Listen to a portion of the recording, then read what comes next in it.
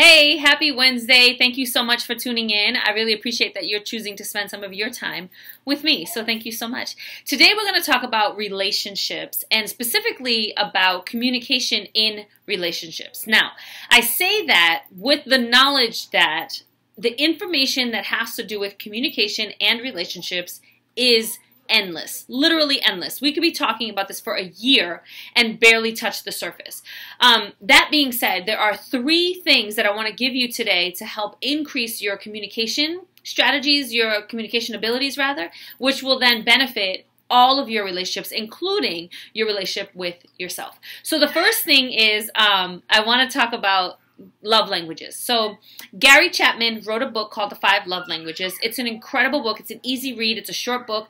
And here's the thing though, you don't even have to buy the book. You can go online, you can type in love languages quiz, take the quiz, learn what your love language is, understand what that's about, and then recognize, am I communicating through my love language? So my daughter and I, we did this a couple of years ago, and I realized that her love languages are very different than mine. So my love languages are acts of service and quality time. Hers are words of affirmation and physical touch. She loves to be told how awesome she is and to be hugged and to just be like, to cuddle when we watch a movie. I'm like, let's get things done on the list and then let's spend some quality time together.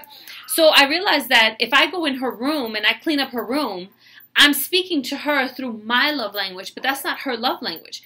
I'm thinking in my mind that I'm helping by, and I'm demonstrating love, which in fact I am, but I'm doing it through my love language. When I learned that her love language was words of affirmation and physical touch, I recognize that on a daily basis she needs to just sit and be told that she's loved and be told how awesome she is and to be cuddled.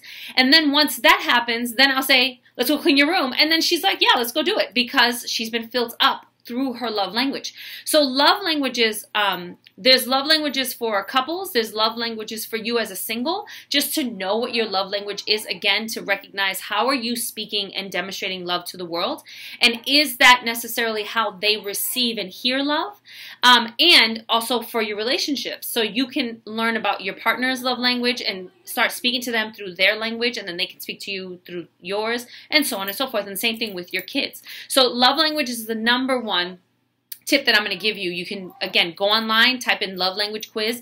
You can do it right online, and it tells you what your love language is and gives you information. There's also a free app that you can have, and it comes up on your phone and says, don't forget, this is so-and-so's love language, and here's a tip on what you can do to speak to them in their language. So it really helps bridge some of the communication gaps, because if I think I'm demonstrating love by doing things and taking care of tasks, and she's going, my mom doesn't love me because she's not sitting and cuddling and loving me.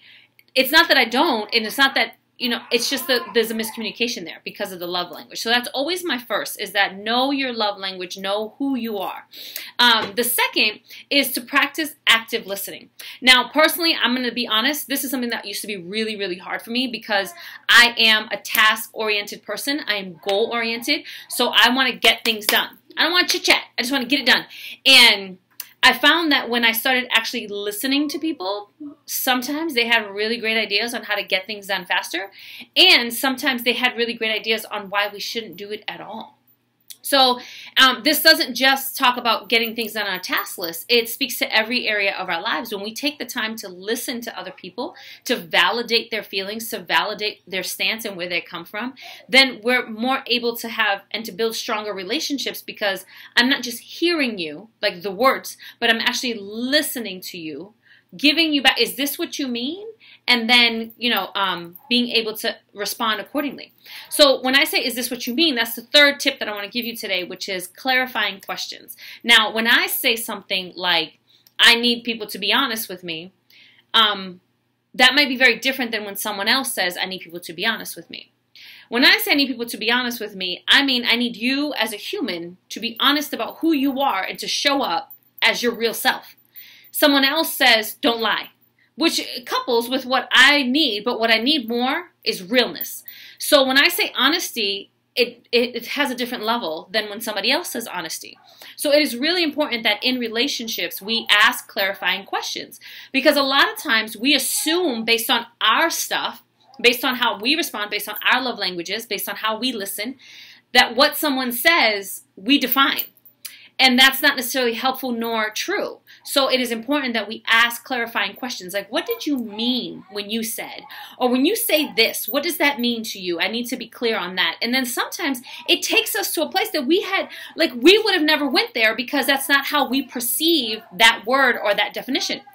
So I just wanted to, that's the third thing. So here are my 3 tips to help increase and build strong communication in your relationships and with yourself. 1, know your love language, and then know the love languages of the people that you are in close relationships with, like your best friend, like your boyfriend or your husband or your wife, or and your children. Know your love languages. 2 is practice active listening. Every single day, practice it and really start to listen to what is being said. And then 3, the third thing is to ask clarifying questions. Don't assume, don't attach definitions to things because it may not be what you're thinking at all, and then everybody goes down different roads and it's a big mess. So ask clarifying questions. So those are my 3 tips for you today, and in terms of communication and relationships. I hope it helps. If you have additional tips that you think will be helpful, please put them in the comments below. If you like this, give it a thumbs up. If you haven't already, please subscribe to my YouTube channel and you'll receive one of these Wisdom Wednesday videos every Wednesday, duh. And when we start communicating better, when we start communicating from a more honest place where we recognize we don't know everything, and I need to learn not just about myself, but also about you in order for us to be better in terms of relationship and communication, that's when we start to live the super sparkly everything life. And we deserve it. That's the kind of life that God has promised us and we deserve. So I hope you guys have a great rest of your week and an awesome weekend. And I will see you on the other side. Bye. Love you.